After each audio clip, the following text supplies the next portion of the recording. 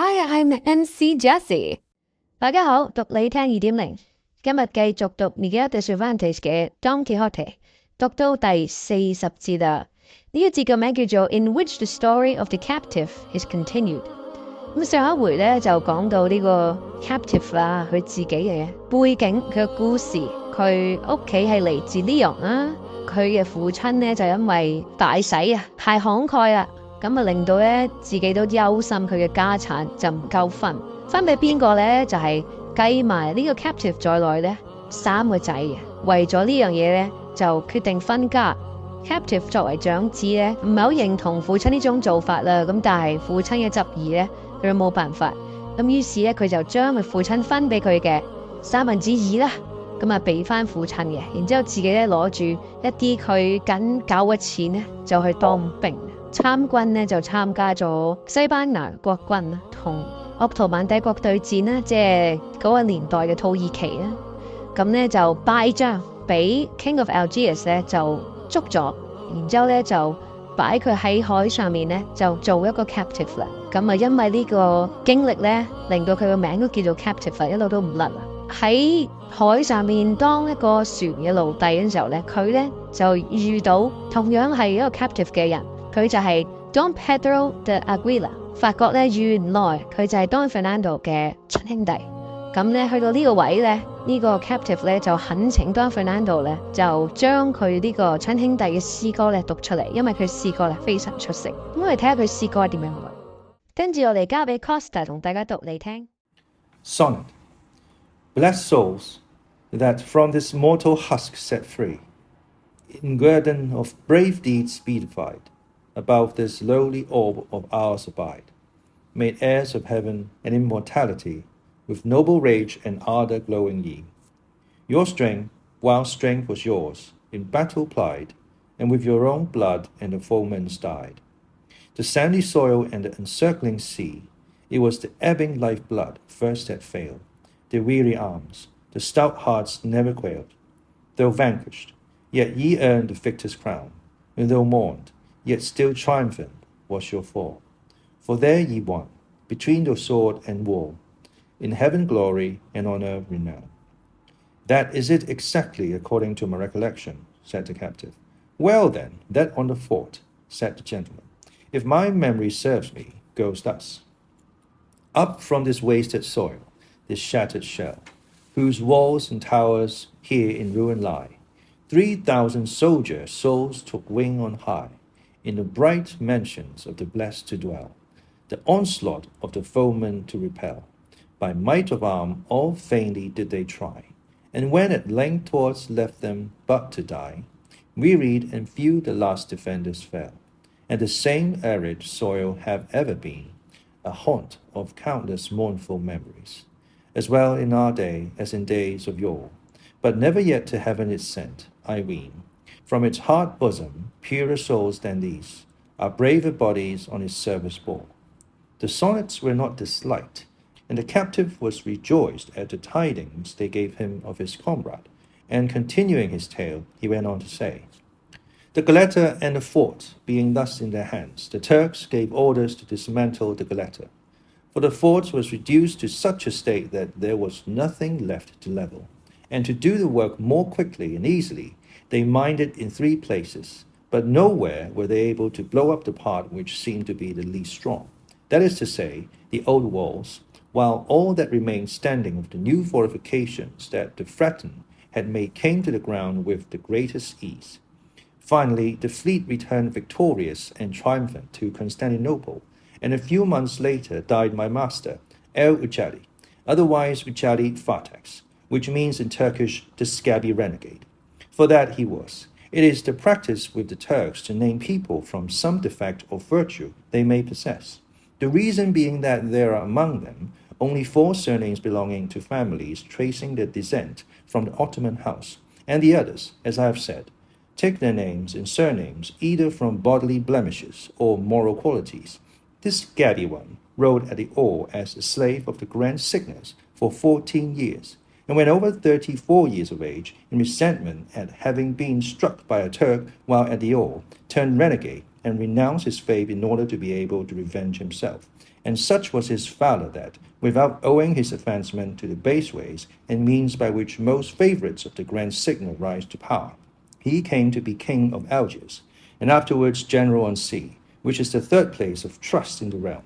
He was a Calabrian by birth, and a worthy man morally, and he treated his slaves with great humanity. He had 3,000 of them, and after his death they were divided, as he directed by his will, between the Grand Signer and his renegades. I fell to the lot of the Venetian renegade who, when a cabin boy on board a ship, had been taken by Uccelli and was so much beloved by him that he became one of his most favored youth. He came to be the most cruel renegade I ever saw. His name was Hassan Aga, and he grew very rich and became king of Algiers. With him I went there from Constantinople, rather glad to be near Spain. Not that I intended to write to anyone about my unhappy lot, but to try if fortune would be kinder to me in Algiers than in Constantinople, where I had attempted in 1,000 ways to escape without ever finding a favorable time or chance. But in Algiers I resolved to seek for other means of effecting the purpose I cherished so dearly, for the hope of obtaining my liberty never deserted me.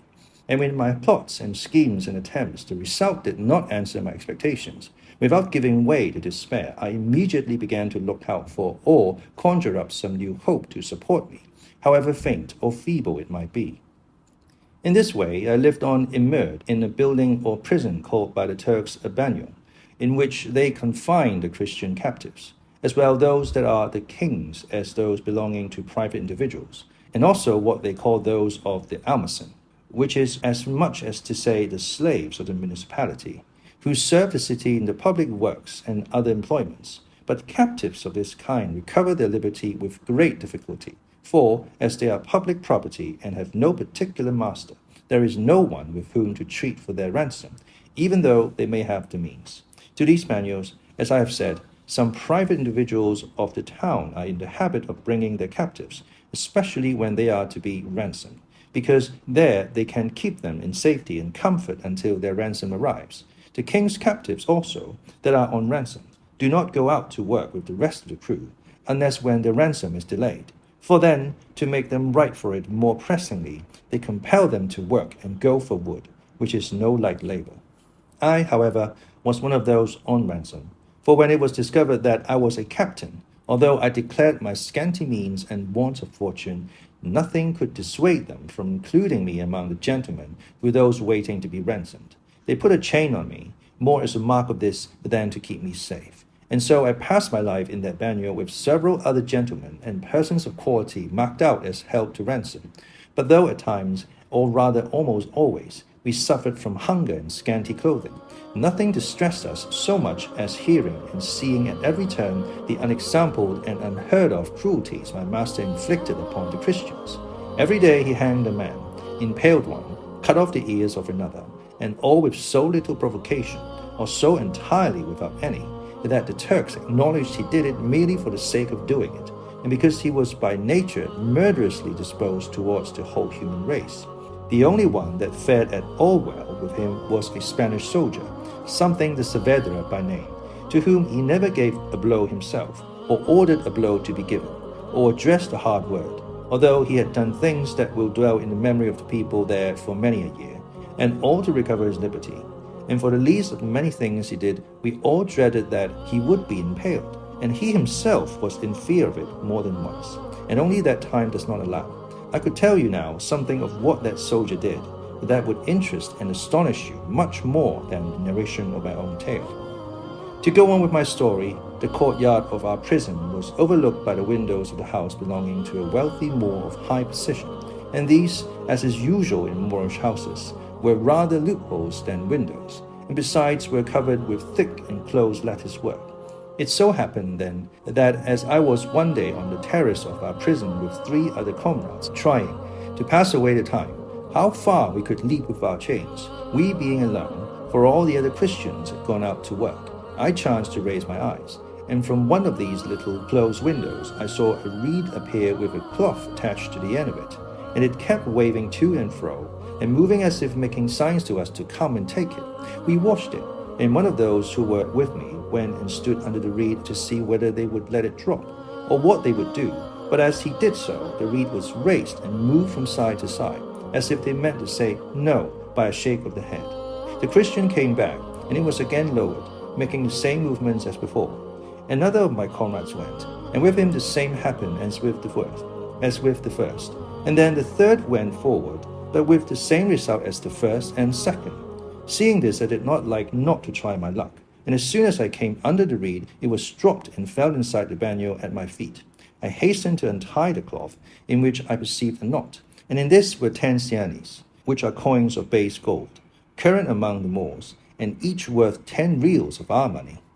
It is needless to say, I rejoiced over this godsend, and my joy was not less than my wonder as I strove to imagine how this good fortune could have come to us, but to me specially, for the evident unwillingness to drop the reed for any but me showed that it was for me the favour was intended.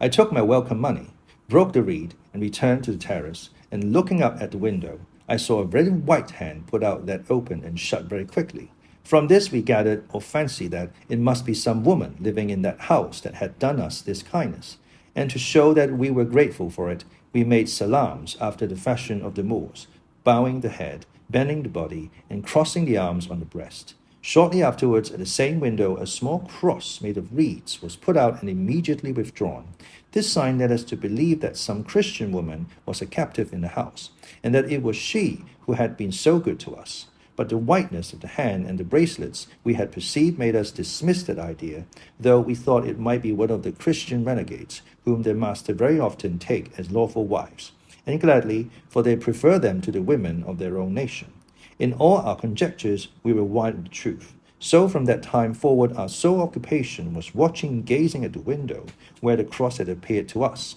as if it were our pole star. But at least 15 days passed without our seeing either it or the hand, or any other sign, and though meanwhile we endeavoured with the utmost pains to ascertain who it was that lived in the house, and whether there were any Christian renegade in it, nobody could ever tell us anything more than that he who lived there was a rich Moor of high position, Haji Murato by name, formerly alcalde of La Plata,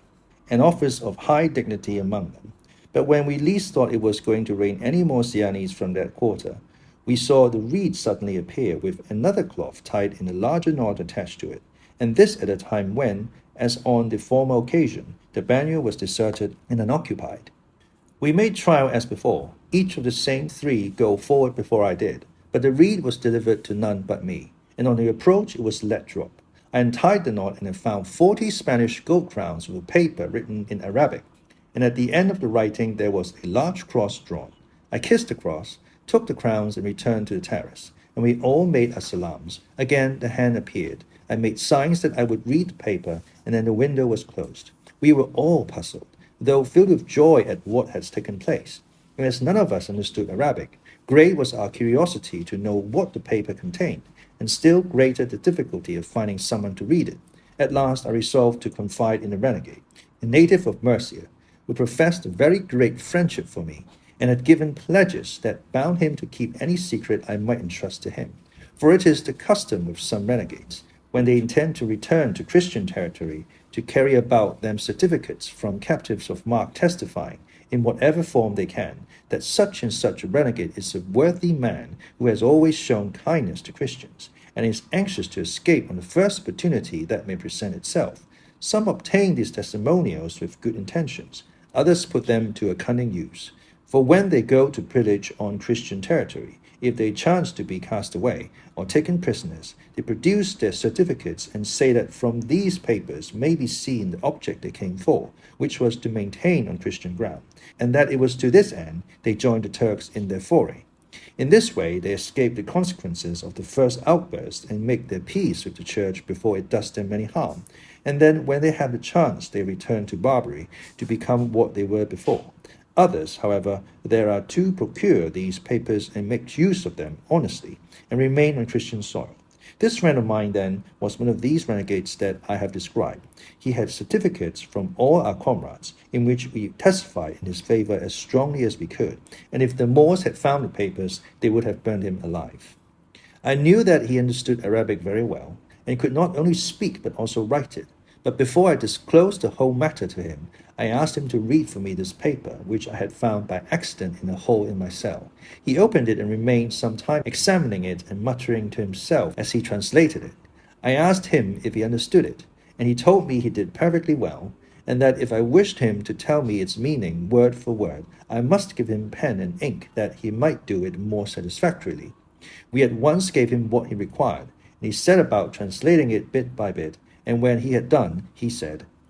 "All that is here in Spanish is what the Moorish paper contains, and you must bear in mind that when it says Layla Marian, it means Our Lady the Virgin Mary." We read the paper, and it ran thus. "When I was a child, my father had a slave who taught me to pray the Christian prayer in my own language, and told me many things about Layla Marian. The Christian died, and I know that she did not go to the fire, but to Allah, because since then I have seen her twice, and she told me to go to the land of the Christians to see Layla Marian, who had great love for me. I know not how to go. I have seen many Christians, but except thyself none has seemed to me to be a gentleman. I am young and beautiful, and have plenty of money to take with me. See if thou canst contrive how we may go, and if thou wilt thou shalt be my husband there, and if thou wilt not it will be distress me, for Layla Marian will find me someone to marry me. I myself have written this. Have a care to whom thou givest it to read. Trust no more, for they are all perfidious. I am greatly troubled on this account, for I would not have thee confide in anyone, because if my father knew it, he would at once fling me down a well and cover me with stones. I will put a thread to the reed, tie the answer to it, and if thou hast no one to write for thee in Arabic, tell it to me by signs, for Layla Marian will make me understand thee. She and Allah and this cross, which I often kiss as the captive bade me, protect thee."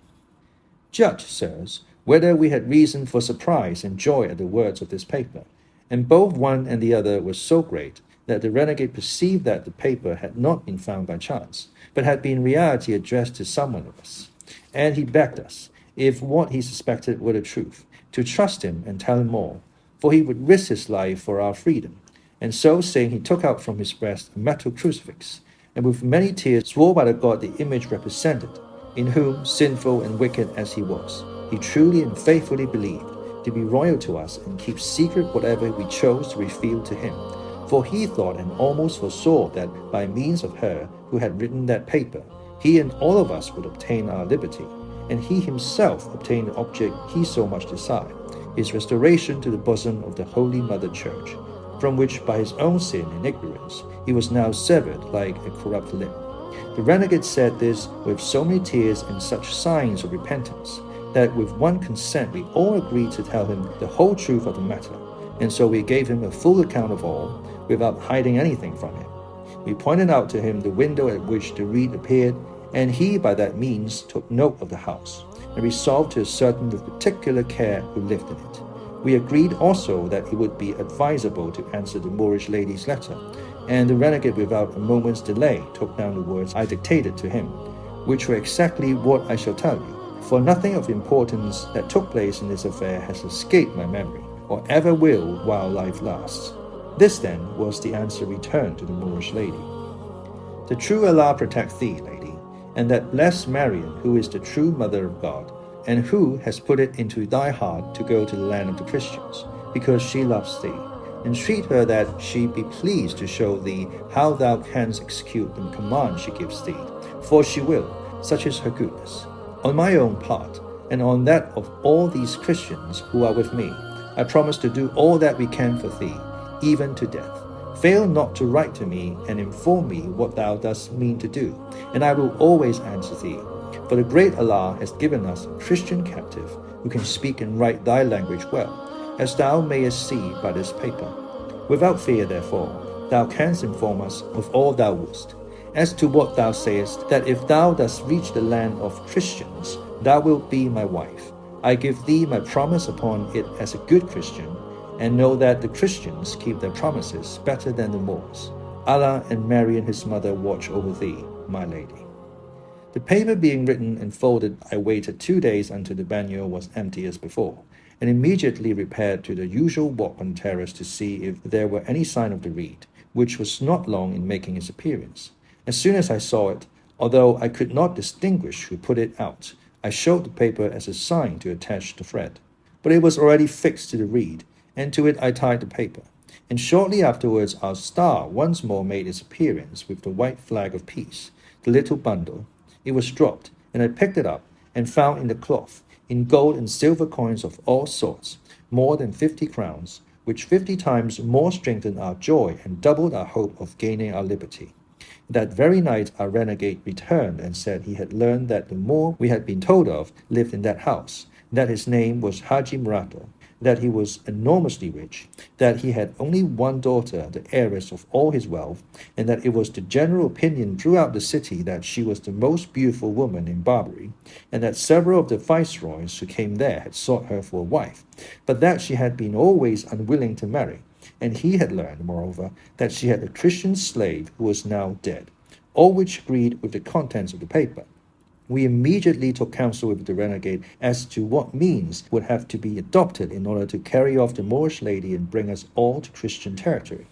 In the end, it was agreed that for the present we should wait for the second communication from Zoraida, because we saw clearly that she and no one else could find a way out of all these difficulties. When we had decided upon this, the renegade told us not to be uneasy, for he would lose his life or restore us to liberty. For 4 days the bagnio was filled with people, for which reason the reed delayed its appearance for 4 days. But at the end of that time, when the bagnio was, as it generally was, empty, it appeared with the cloth so bulky that it promised a happy birth. Reed and cloth came down to me, and I found another paper and 100 crowns in gold, without any other coin. The renegade was present, and in our cell we gave him the paper to read, which was to this effect.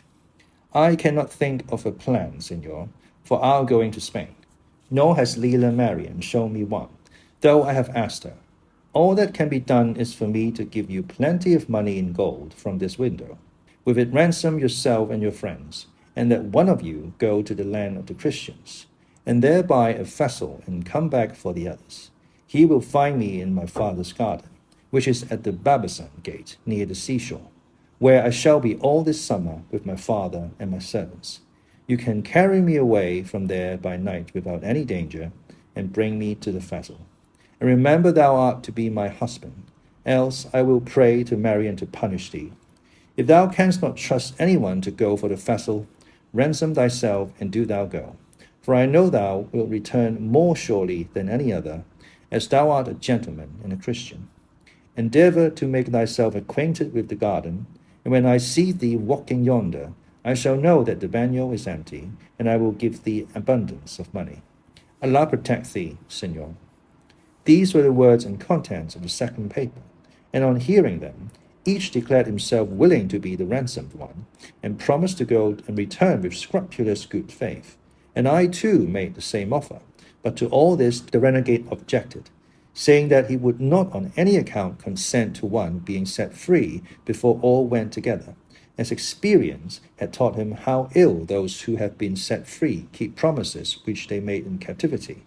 For captives of distinction frequently had recourse to this plan, paying the ransom of one who was to go to Valencia or Majorca with money to enable him to arm a bark and return for the others who had ransomed him, but who never came back. For recovered liberty and the dread of losing it again effaced from the memory all the obligations in the world. And to prove the truth of what he said, he told us briefly what had happened to a certain Christian gentleman almost at that very time, the strangest case that had ever occurred even there, where astonishing and marvelous things are happening every instant. In short, he ended by saying that what could and ought to be done was to give the money intended for the ransom of one of us Christians to him, so that he might with it buy a vessel there in Algiers, under the pretense of becoming a merchant and trader at Tetuan and along the coast. And when master of the vessel, it would be easy for him to hit on some way to getting us all out of the bagnio, putting us on board, especially if the Moorish lady gave, as she said, money enough to ransom all, because once free, it would be the easiest thing in the world for us to embark even in open day. But the greatest difficulty was that the Moors do not allow any renegade to buy or own any craft, unless it be a large vessel for going on roving expeditions, because they are afraid that anyone who buys a small vessel, especially if he be a Spaniard, only wants it for the purpose of escaping to Christian territory. This, however, he could get over by arranging with a Targaryen Moor to go shares with him in the purchase of the vessel, and the profit on the cargo, and under cover of this, he could become master of the vessel, in which case he looked upon all the rest as accomplished. But though to me and my comrades it had seemed a better plan to send to Majorca for the vessel, as the Moorish lady suggested, we did not dare to oppose him, fearing that if we did not do as he said, he would denounce us, and place us in danger of losing all our lives if he were to disclose our dealings with Zoraida, for whose life we would have all given our own. We therefore resolved to put ourselves in the hands of God and in the renegades, and at the same time an answer was given to Zoraida, telling her that we would do all she recommended, for she had given as good advice as if Leland Marion had delivered it, and that it depended on her alone whether we were to defer the business or put it in execution at once. I renewed my promise to be her husband, and thus the next day that the venue chanced to be empty, she at different times gave us by means of the reed and cloth 2,000 gold crowns in the paper in which she said that next Juma, that is to say Friday, she was going to her father's garden, but that before she went, she would give us more money, and if it were not enough, we were to let her know, as she would give us as much as we asked, for her father had so much he would not miss it, and besides she kept all the keys.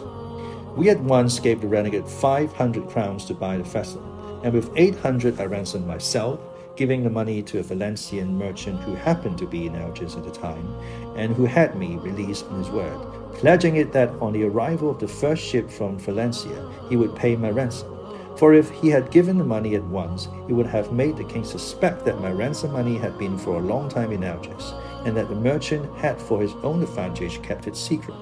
In fact, my master was so difficult to deal with that I dare not on any account pay down the money at once. The Thursday before the Friday, on which the fair Zoraida was to go to the garden, she gave us 1,000 crowns more, and warned us of her departure, begging me, if I were ransomed, to find out her father's gardens at once, by all means to seek an opportunity of going there to see her. I answered in a few words that I would do so, and that she must remember to commend us to Leland Marion with all the prayers the captive had taught her. This having been done, steps were taken to ransom our 3 comrades, so as to enable them to quit the bagnio, and lest, seeing me ransomed and themselves not, though the money was forthcoming, they should make a disturbance about it, and the devil should prompt them to do something that might injure Zoraida. For though their position might be sufficient to relieve me from this apprehension, nevertheless I was unwilling to run any risk in the matter, and so I had them ransomed in the same way as I was, handing over all the money to the merchant so that he might with safety and confidence give security, without, however, confiding our arrangement in secret to him, which might have been dangerous. 唔該晒 Costa。好，呢一節就嚟到呢度，呢個 captive 就好詳盡咁樣去解釋咗佢同 Maria 嘅認識啦，同埋佢就係作為一個奴隸嘅時候啦，佢點樣遇到呢個 Maria， 咁就同埋呢個 Maria 嘅身份啦，就係城中一個總督嘅女兒啦。嗱，呢個總督非常之富有啦，應該最有權，而 Maria 當時咧係人稱係最靚啦，經常就被困咗屋企入面啦。因為咧佢自己咧就好想離開，就去一個天主教嘅國度，同埋咧就寫書信出去咧，就希望咧可以帶佢離開阿拉伯國家嘅人咧做佢夫婿，亦都係必須要做嘅夫婿嚇。如果唔係咧，佢就會詛咒。説明咗咧呢個 captive 同埋 Maria 關係，某程度上係一個合約關係，仲要係未婚夫妻嘅關係。我哋睇下呢一節有啲咩字同大家分享。兩個字 Salaam S-A-L-A-A-M 係一個 gesture 啦嘅 exclamation，a common greeting in many Arabic-speaking and Muslim countries. Salaam 可以話係示好或者 say hello 咁樣嘅意味。Viceroy V-I-C-E-R-O-Y 總督嘅意思啦。A ruler exercising authority in a colony on behalf of a sovereign， 可以話一個殖民地總督咯，或者如果係香港嘅情況係比較港督。